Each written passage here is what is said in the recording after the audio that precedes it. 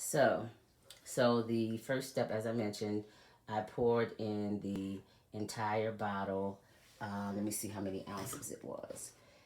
52 ounces of a generic um, dish soap, or you can use a soap base. A soap base. So you can use any soap that you choose to use, but it's at least 52 ounces. Okay, and then you're going to fill it up with water and do 52 ounces of the water because you want to. It has to stretch. It definitely has to stretch, and hopefully I won't spill this on myself. There we go. I'm pouring it in. Uh-oh, and pouring it all over my sink as well.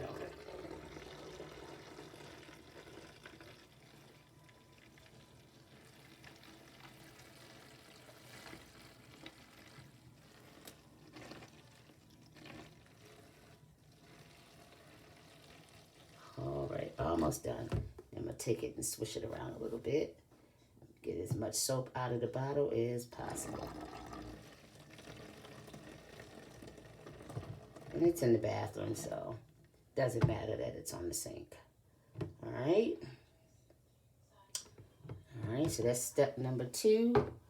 So far I have the um, soap in here and a equal amount of water.